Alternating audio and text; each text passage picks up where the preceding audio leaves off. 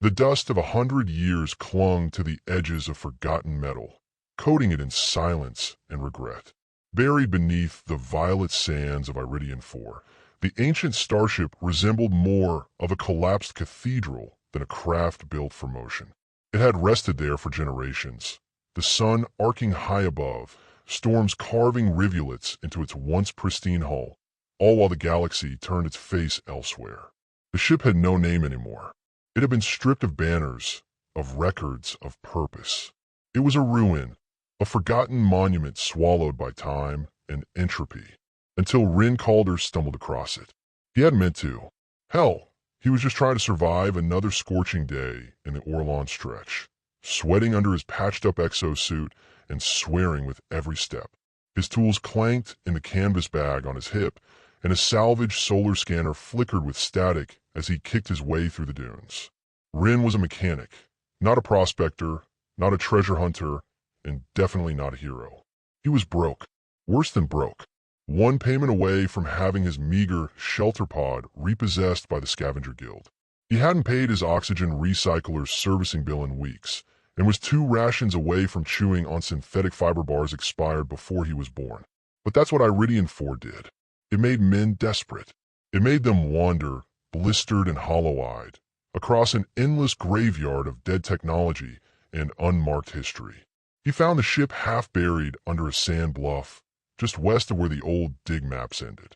His scanner pinged something massive under the surface, too symmetrical to be a rock formation, too inert to be active tech.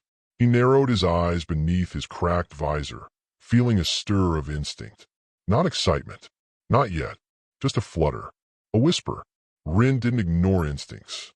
Using a rusted shovel and a field scraper, he worked for hours, coaxing away centuries of wind-blown sand, coughing as the particles coated everything. The shape beneath the grime became clearer. Tapered wings, hull plating that shimmered faintly with embedded alloys, and markings too faded to read. It wasn't like any design he knew. And Rin knew ships. He'd torn down Xinthian warboats, old Earth colony shuttles, and even patched up a few of the Syndicate's sleek trade runners in his better days. But this thing? This wasn't a ship made for trade or war. It was beautiful and terrifying. The entrance was sealed, though not with any lock he could recognize. It looked almost grown, like the metal had twisted itself closed in a defensive curl. Organic tech, maybe something pre-Union? He scanned the hull again. The alloy responded. Faint pulse. Still alive? That's when he felt it. The hum. Barely perceptible, like the low thrum of a deep engine echoing through his boots. His scanner flickered wildly, then died. His visor's HUD rebooted twice before stabilizing. The ship wasn't dead. It was sleeping. Rin sat back on his heels, breath caught in his throat. The smart thing to do was to leave. Report it to the guild. Let the syndicates and scavenger lords fight over it while he took a finder's fee and ran somewhere warm with functioning water. But he didn't move. He remembered his father's voice, a gruff, slow mechanic from the moons of Myros, always saying, ships are like old beasts. If one wakes up for you, you don't walk away. You listen. He touched the hull again, this time with both hands. Hey, he muttered, like speaking to an injured animal. You in there. The metal was warm. Not from the sun, from inside. He pulled out his toolkit and started working. It wasn't just curiosity. It wasn't even greed, though that sang temptingly in the back of his mind. It was something else. A pull, an irrational certainty that the ship had waited, not just for someone, but for him. By the time the second moon began to rise above the horizon, he found what looked like an auxiliary interface. Half hidden, probably on purpose. He wired in a basic power injector and watched as lights flickered faintly across the ship's surface like fireflies in fog. Come on, girl, he whispered. Just give me something. And then the entrance unfolded. Not opened, not unlocked. It breathed open, like lungs inhaling for the first time in a century. The interior lights blinked to life one by one, trailing down the corridor like an invitation. Rin didn't hesitate. He ducked inside, the entrance folding shut behind him with a soft whisper of metal on metal. The air inside was stale but breathable. Cool. The corridor curved gently, no straight lines, just flowing architecture like something alive. The walls pulsed with faint bioluminescence, casting long shadows. No dust, no decay. Every step echoed with the sound of time bending. He passed what looked like hibernation pods, though they were empty. Control consoles lined the walls, but they responded only to his presence, never lighting up fully, just flickering like memories being stirred.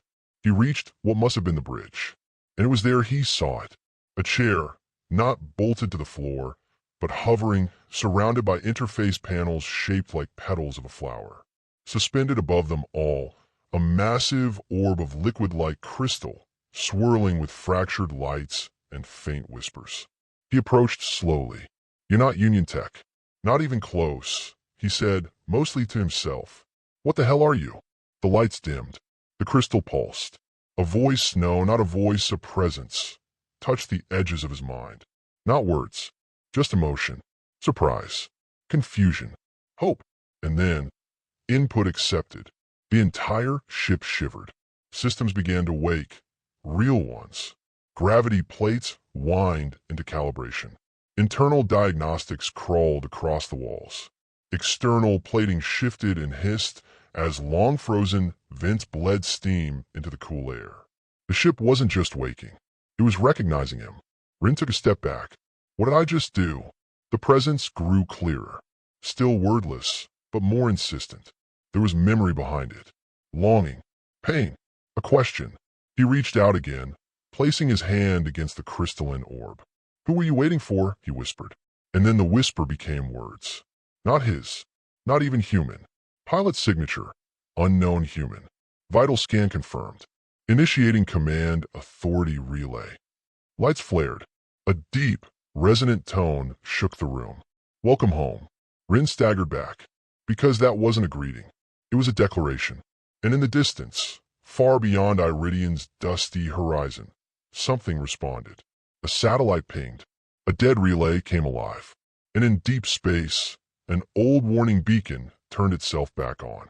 The next morning, or what passed for it in Iridian's relentless haze, Rin sat cross-legged on the polished floor of the ship's bridge, staring at the orb of pulsing crystal.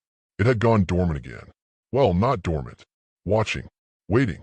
Responding only to touch, to voice, to intent. It wasn't a computer.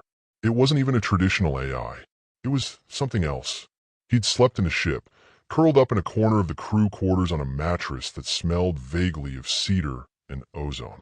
The moment he stepped outside again, his old life crashed back in. His comlink had 47 missed messages, 32 from the Scavenger Guild, 5 for people he owed, 1 from his sister on the Argus platform, and 9 from someone labeled Guild Dog number 3. Do not answer.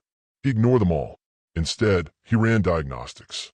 Manually, wire by wire. Every part of this ship was beyond anything he'd ever seen. The interfaces weren't based on keys or screens. They were neural. Responsive. His tools barely worked on the wiring. Most of it wasn't metal, but some fiber-based biocircuitry that pulsed when he touched it. But one thing was becoming clear. This ship had power. Not fusion. Not antimatter. Something else. Self-renewing, clean, cold. Like the ship made its own fuel. And worse, someone else knew now that it was awake. Around noon, a shadow passed overhead. A long one. Rin ducked outside and cursed. A low-flying drone, marked with the Syndicate's red crescent. Not a scavenger drone, a military one. Rin dug back inside and slammed his hand on the entry control. The hull responded immediately, folding shut with a hiss and locking tighter than any airlock he'd ever seen. He sat on the floor, panting, so the Syndicate knew. Maybe they tracked the energy spike, or maybe some old beacon linked to the ship sent out a ping. Either way, the galaxy was already stirring. He had to move it, had to fly the damn thing out. There was just one problem. He didn't know how. The interface orb was the key. He was sure of it. But it wasn't giving him full access. Just flickers. The ship had accepted him, partially, but it hadn't bonded with him. Not fully. Pilot's signature unknown, he muttered aloud. Then what would be known? The ship responded. Panels on the bridge rearranged themselves. A screen blinked to life. A screen. A real, honest-to-God interface screen. It showed a name, flickering faintly, almost erased. Althea, 9 Arc-class vessel, command pilot. Redacted. He stared at the designation. Arc-class? There were legends about ships like that. Generation ships. World carriers. Vessels that vanished before the Unification Wars. But Althea, 9 had never appeared on any registry. He'd know. He'd searched every public and black market ship list he could find since he was 16. This ship didn't exist, but it was here, and it had chosen him. At least, partially. The screen flickered again. A warning. Syndicate scan lock detected. Hyperspace array inactive. Repairs required for flight. He winced. Yeah, of course it needs repairs. He need help. That evening, as the twin moons crept over the horizon, Rin hiked back to the trade slums outside the Dela crater. He kept his head down, hood up, and tools strapped close. Everyone in Dela watched with the hunger of scavengers. A man with news or coin was prey here. He went to the only person he trusted, Ina. She was already leaning against her hoverbike when he arrived, cigarette glowing faintly, goggles perched in her frizz shock of dyed blue hair. "You look like you found something big," she said without turning. "You always get that stupid, I'm about to do something illegal face." Rin sighed. "I did find something big. Huge. Old ship. Under the sands near the dig zones. It's still alive, Ina." She flicked ash into the sand and finally turned, eyes narrowing. "How alive?" "Alive enough to open itself. Power's running. Interior systems too. I think it bonded to me." Ina blinked once, then a second time. "Okay, so, when are we running for the hills?" "I'm not." "Rin, don't be stupid. If it's that kind of ship, the Syndicate's already sniffing it. You need to sell this. Fast. Get off planet. Disappear. I want to fly it." She looked at him like he'd grown a second head. "You're not a pilot." "I know, but it thinks I am. Or close enough." Ina stared at him a long moment. Then she cursed hard. "You're the stupidest genius I know. Let's go see your damn ghost ship." By the time they got back to the ship, Althea 9, Rin had started calling her. The Syndicate drone had returned. Only this time, it wasn't alone. A gunship hovered just above the horizon. Matte black. Silent. No insignia. Rin and Ina crouched behind a dune, binoculars pressed to their eyes. "Spooks," Ina muttered. "Private Syndicate recovery unit. They don't fly flags." Rin looked back at the ship's hull, barely visible above the sand. "They're already here. We got maybe a few hours before they land." Inside the ship, they moved fast. Ina, a better hacker than anyone gave her credit for, began scanning the systems using her own modded gear. The interface orb responded slightly better to her, but it was still tethered to Rin. "It likes you," she said as she rewired a console. "But it's not convinced you're the one." Rin frowned. "Why not?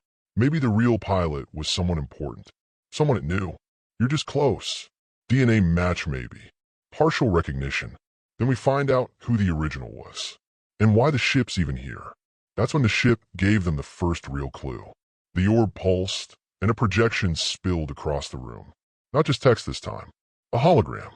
Blurred and flickering like a damaged memory. A woman. Human. Tall. Scarred. Eyes like stormlight.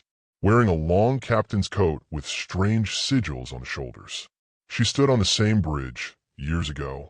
Behind her, the galaxy spinning through the view screen. She looked directly at them. No, at him. Her voice was faint. "If you're seeing this, then we failed. The others, they're gone. Althea is all that's left. Protect her. Run. They're coming." The image fizzled. Static swallowed it. Rin stared. The woman had his cheekbones. His eyes. His mother? He barely remembered her. She'd vanished when he was 6. Told people she died in a mining collapse. But he'd never believed it. "She was the pilot," Ina said softly. "She left you behind. Or hid you. And this ship, this was hers." The ship shuddered violently. Lights flickered. The orb pulsed blood red. Foreign boarding party detected. External hull breach imminent. Ina cursed. "They're here." The inner door sealed with a hiss. Rin jumped toward the orb. "Althea, lock the bridge. Prepare for launch.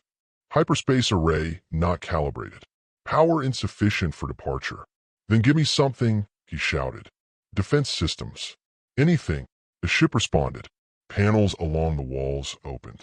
Mechanisms hissed and rearranged. Weapons? Defense drones? No. A pod emerged from the floor. Inside it, a suit. Not armor. Not exogear. Something else. Sleek. Interfaced. A pilot's suit. Custom fit. Waiting for him. Outside the hull, Syndicate boots hit the sand. Inside, Rin reached for the suit, and the power died.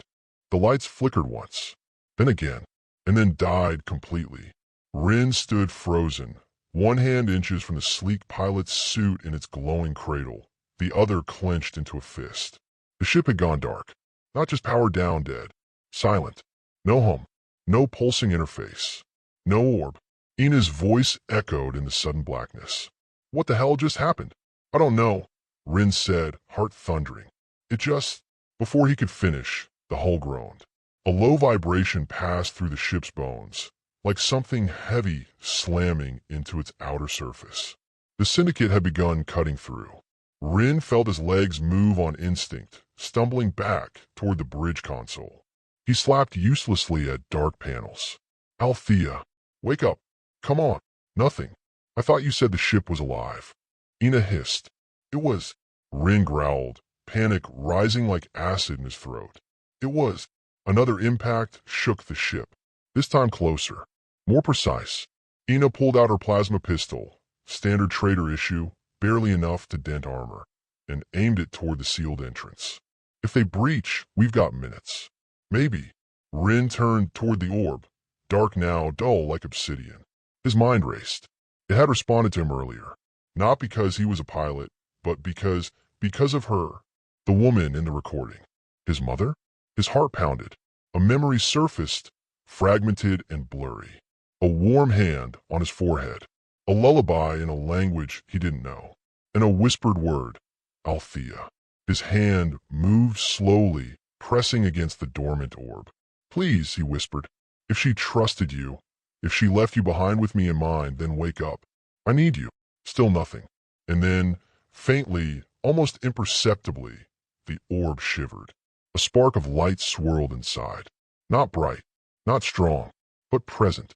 Ina gasped. Did you see? Yeah, Rin said. She's listening. He leaned in, both palms flat against the orb now. I'm her son. I think you know that. And if you do, then you know I don't know what I'm doing. But they're out there. They're going to take you, gut you, rip you apart, and use whatever's left to enslave people like us. The orb pulsed once, then faded again. Another boom rang out. Sparks rained from the ceiling as something breached a hallway 2 decks below. Footsteps echoed. Syndicate soldiers entering in formation. Not the usual thugs. These moved with precision. Special ops. We've got maybe 2 minutes, Ina said. Less if they've got a breach mapper. Rin's fingers curled against the orb. Please, he murmured. I don't want to die like this. And I don't want you to die either. Nothing. Then the orb flared. It wasn't a glow. It was a burn. White hot. Blinding. Rin screamed as it seared through his mind. Not pain, exactly, but memory. Alien memory. Floods of code, language, schematics, flight data. His head throbbed. Symbols danced behind his eyelids. Whole star systems passed through his brain in less than a second. He felt his knees gasping. The ship screamed awake. Lights snapped back on his surge.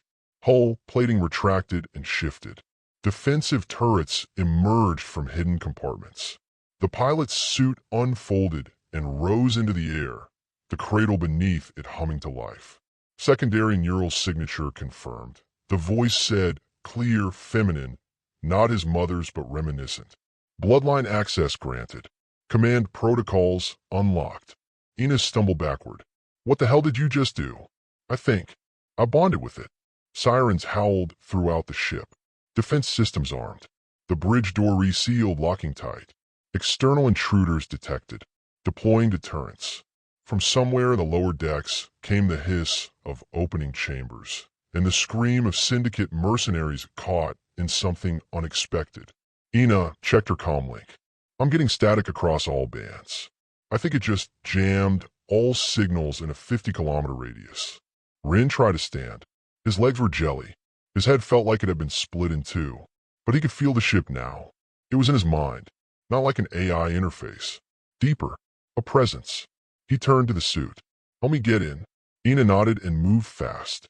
The pilot's suit opened, lifting to adjust around his limbs. It didn't fit him, it became him. Seamless. Every nerve in his body buzzed as the suit linked with Althea's systems. Neural interface calibrated. Command input live. Ship integrity at 73%. Jump drive offline. Sublight systems partially functional. Give me control. Manual control authorized. Suddenly, Rin saw the ship from above, like a dream, or a third-person strategy view. A top-down layout. Enemy locations. Damage maps. Power systems. All of it fed into his mind in a data stream that felt like instinct. Ina looked at him. "You still with me?" "I am now." "Then fly this bitch out of here." Rin moved toward the control cradle. No joystick. No yoke. Just thought. The ship rose. Sand screamed away from the hull as Althea lifted. Not fast, not smooth. Systems sputtered. Thrusters fired unevenly. Partial lift achieved. External resistance increasing. Hull integrity under threat.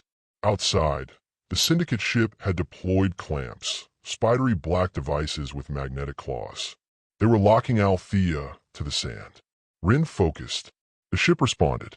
Nanite emitters surged from the undercarriage, dissolving the clamps in bursts of crackling heat. A Syndicate gunner screamed and vanished beneath collapsing scaffolding. But even as the ship lifted higher, Rin felt it. A pressure. Something else had awakened. In orbit. A second ship, hidden in shadow. Warning, long-range weapons lock detected. Targeting Althea. Countdown, 10 seconds. Ina swore. They brought an orbital kill ship. Over one buried relic. Rin gritted his teeth. They knew what she was. 9 seconds. He reached deeper into the interface. "Do we have anything to block a blast?" The ship hesitated. Then, one option. Experimental fold, partial jump. Dangerous. Unstable. No destination lock. "Do it." Input confirmed. Below them, the sand cracked and twisted as the air shimmered. Above them, fire streaked down from orbit. The orbital cannon fired. Ina screamed. Rin closed his eyes. And Althea vanished. Right as the beam hit the space they'd occupied. Silence. The crater where the ship had been still glowed red-hot. The Syndicate gunship above began frantically scanning. But there was nothing left. Not debris. Not energy traces. Just air. And in a place between places, beyond known space, tangled in warped stars and broken gravity. Althea reappeared. But not intact. Not stable. The ship spiraled into a dead field of shattered moons, sparks trailing from its core. Rin slammed into the wall as systems failed again. Fold incomplete. Location, unknown. Damage critical. Outside the fractured window, something massive moved. A ring. Black. Silent. And covered in thousands of ships. None of them human. Rin stumbled to his feet as emergency red lights flashed along the bridge. The window, cracked but still holding, revealed the impossible structure outside. A titanic ring station orbiting a fractured moon. The ships surrounding it weren't drifting, they were docked. Thousands, maybe more, all of them foreign. Sleek, alien, bone white or obsidian dark. No human design among them. The ship shook again. Another system's failure. "Althea," Rin gasped. "Damage report. Multiple system failures. Life support degraded. Full drive offline. Weapons disabled. Core reactor unstable." Ina groaned, bracing herself against the pilot's cradle. "Where the hell are we?" Rin didn't answer, because something inside him already knew. This place wasn't dead. It was watching. Suddenly, the bridge filled with pulsing blue light. A projection appeared, unbidden this time. Not the woman from before. This was something else. An alien figure, vaguely humanoid, draped in flowing robes of starlight. Its face was a mask of shifting geometry. No eyes, no mouth, just form and presence. "You carry the Ark of Soul." It spoke, not with sound but through the ship itself. The last of the Althean vessels. It was not meant to return. Ina blinked. You know the ship? The figure didn't move. We banished it. The humans betrayed the Accord, broke the celestial oath. This vessel fled justice a century ago, and now it brings you. Rin took a step forward. I don't know what you think we are, but I didn't break anything. I found this ship buried under a desert. The alien's gaze shifted. No emotion, no recognition. You are her blood. You inherit her sentence. Before Rin could protest, the projection vanished, and the sky outside moved. Ships detached from the ring. Hundreds of them. Fanning out. A fleet in perfect formation. They were coming. Althea, can we fly? Sublight thrusters at 32%. Weapons offline. Shields compromised. Ina looked pale. We can't run. Not from that. Rin turned to her. Then we don't run. She stared. You're insane. No, Rin said quietly. I'm her son. He slid back into the pilot cradle. The suit linked instantly, neural threads tightening around his spine. Command confirmed. Initiating last-ditch defense protocol. Panel slid open across the bridge, revealing a crystalline core. Small, glowing blue, humming faintly. One weapon remains. Althea's voice was somber. It draws from the pilot. Biometric sacrifice interface. Unauthorized in peace conditions. Ina leaned over the console. Sacrifice what exactly? Cognitive integrity. Neural overburn. Pilot survival probability, 21%. Rin breathed out. Better than zero. He gripped the controls. Do it. Warning. Activation is irreversible. I said do it. The crystalline weapon unfolded like a blooming flower, sending waves of heat and sound through the bridge. Rin's vision dimmed for a moment as the interface pierced deeper into his nervous system. Memories not his own surged forward. His mother's voice, battles across asteroid belts, treaties broken in golden halls, the final flight from a collapsing star. He screamed as 1,000 lives pressed against his mind. And then silence. Outside, the alien fleet moved closer. Within seconds, they'd surround Althea. Their weapons began to glow, preparation signals. Impact in 30 seconds. Rin's eyes snapped open. He saw them all. Each ship, each pilot, their engine signatures, their formations, their power levels. The ring's inner structure, its control cores, the weak points. He knew where to strike. He became the ship, and Althea responded. The Ark ship surged forward, clumsy at first, then sleek, precise, weaving through the approaching swarm like a thread through fabric. The alien ships opened fire, lances of plasma, magnetic harpoons, swarms of ion drones. Althea danced, the defense weapon charged, a corona of blue fire encircling the entire ship. The core's pulse matched Rin's heartbeat. Target locked, command node of ring structure. Rin narrowed his eyes. Fire. The ship screamed. A beam of pure compressed data, memory, and force lashed out. Not a traditional weapon. It was a message, a memory weapon, and it struck the ring's heart like a thunderclap. The ring paused. Ships faltered. A shockwave rippled through the fleet. Not physical but cognitive. Some ships shut down. Others drifted. And then, all at once, they stopped firing. A second projection appeared on the bridge. Same alien form, but now different. You carry not just her blood. You carry her truth. Images spilled into the room. Rin's mother, standing before the Accord Council, pleading, warning of an incoming threat, something called the Silence. The Accord refused to believe. They ordered the Althean Arcs dismantled, called her rogue. She fled. She was right. The Silence came. The Accord fell, and Rin's mother died protecting what remained. Ina whispered, I didn't destroy her. They erased her. The alien nodded. Her memory returns with you. The ring remembers. Outside, the ring began to shift, its inner segments rotating, opening like a flower. Energy surged between its towers. A portal. The projection turned to Rin. You are the last pilot of Soul's legacy. If you flee, we will not pursue. If you stay, you may rekindle the Althean oath. It will be war. Rin's hands trembled. War. Against whom? For what? Humanity was fractured, scattered. The Syndicate would only exploit this. But he had the ship, the truth, the legacy of something older than any colony or faction. He looked at Ina. You don't have to stay. She slapped him across the arm. Idiot. If I leave now, we'll keep your circuits from frying again. He laughed, choked but genuine. The projection faded. And then Althea spoke. Not her system voice, but her voice. His mother's. Recorded long ago. If you've come this far, Rin, then you're stronger than I was. The ship will follow your command. And so will the truth. Just remember, peace isn't given. It's built. He closed his eyes, breathed, then spoke.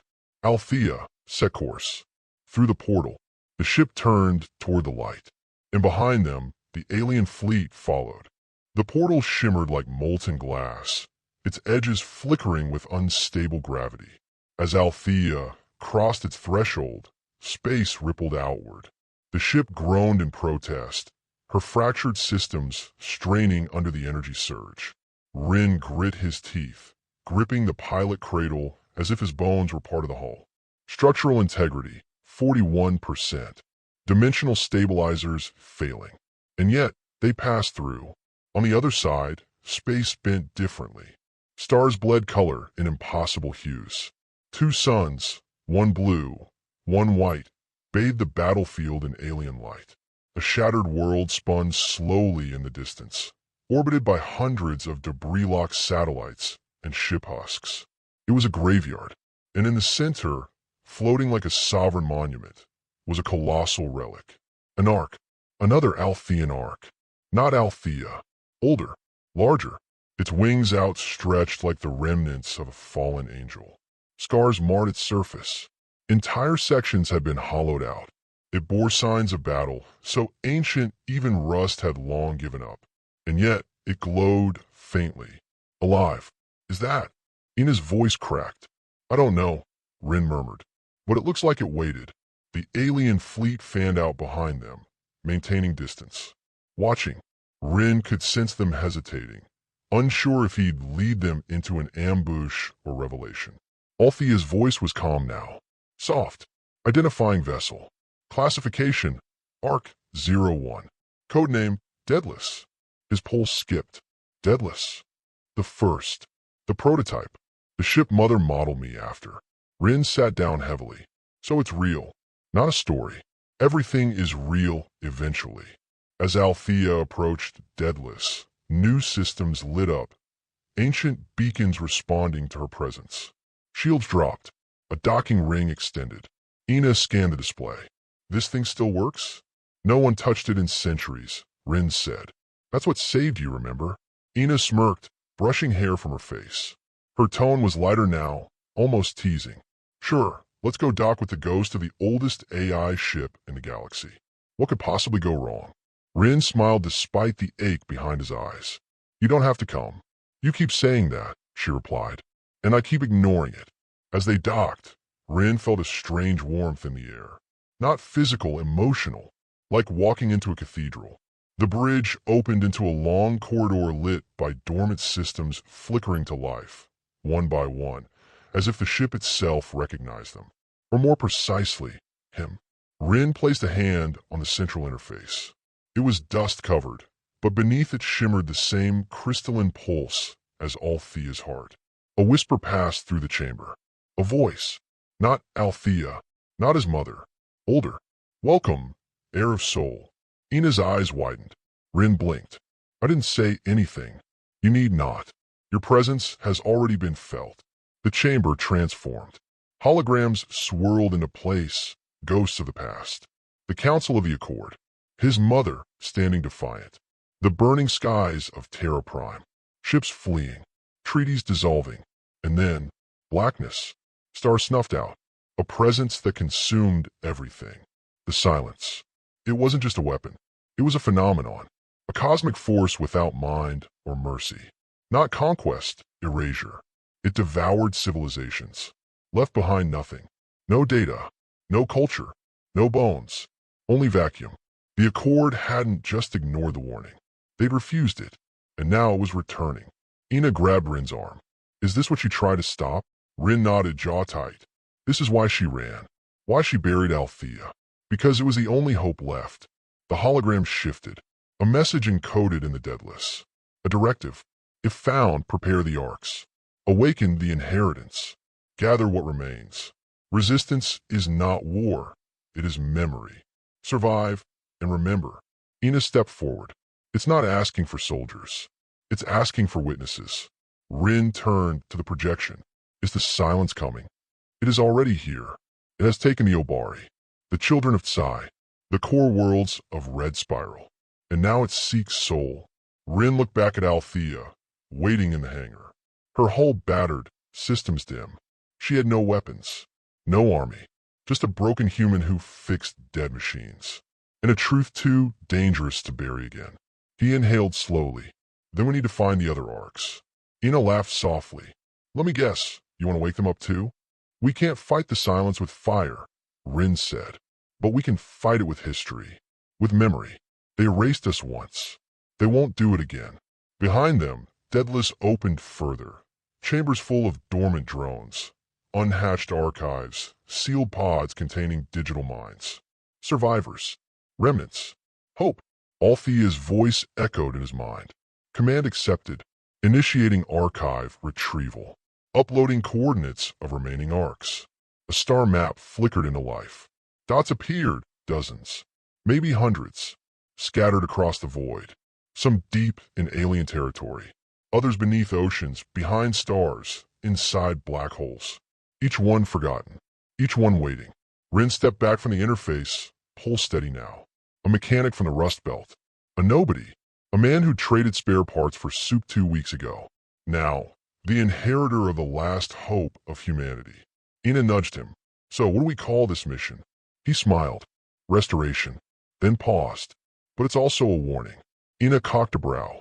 To who? To everyone who still thinks humans are broken. He looked out the viewing port at the sleeping fleet around Deadless.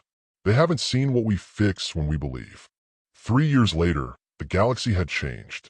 Not with fire, not with war, but with remembering.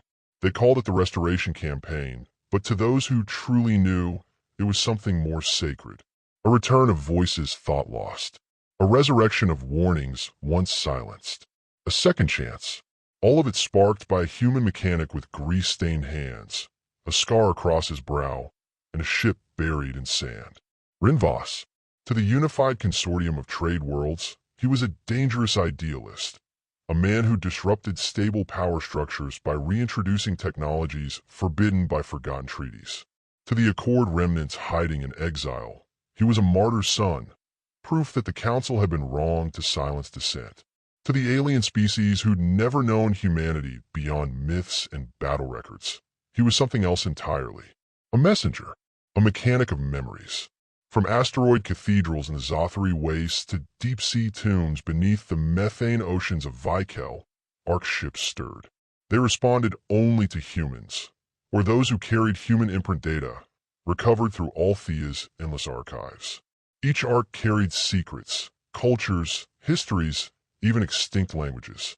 Rin didn't just unlock ships, he brought entire civilizations back into the conversation, ones that had been erased by the silence.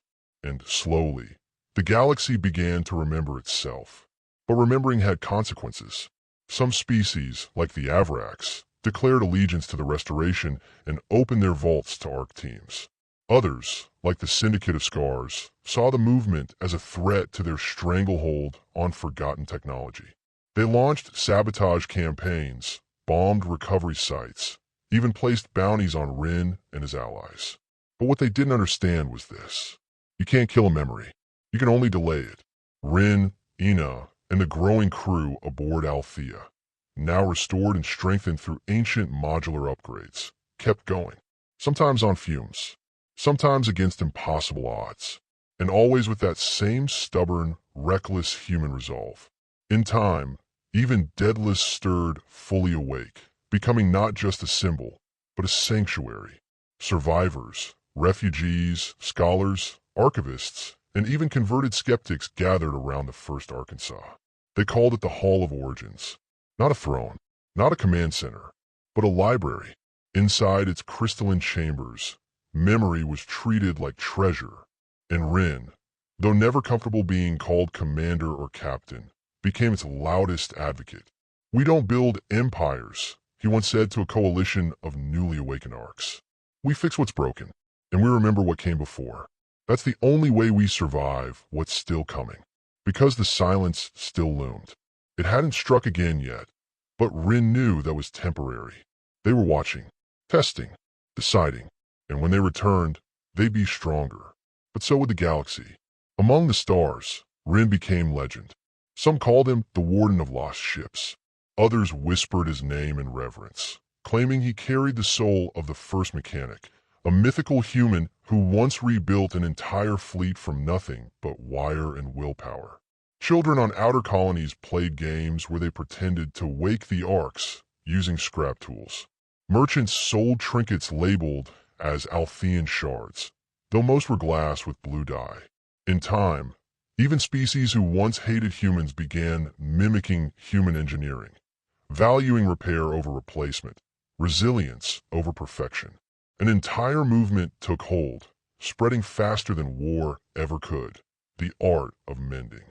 Its core principle was simple: if it's broken, don't throw it away. Fix it, and remember why it broke in the first place. It wasn't just about machines anymore. It was about civilizations. 10 years later, atop a lonely world orbiting a brown dwarf, a statue was erected. Not tall, not gilded, just honest. A man sitting cross-legged beside a half-buried engine, spanner in one hand, datapad in the other. No crown, no armor, just a mechanic. Beneath it was inscribed a single phrase. He didn't start the war. He didn't want to fight.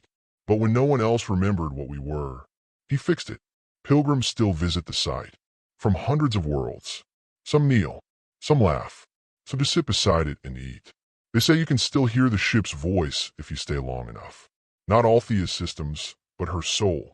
And if you're very quiet, and the stars are right, she'll say the words that started it all. Diagnostic complete.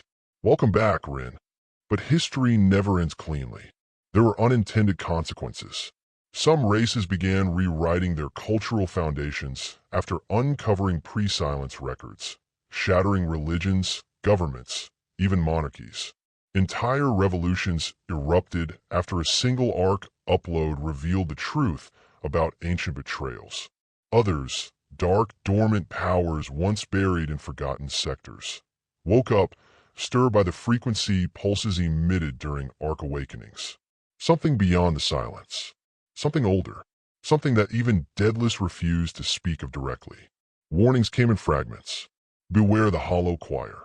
When memory becomes voice, the echoes will return. Rin didn't fully understand, but he knew enough. The restoration was only the beginning.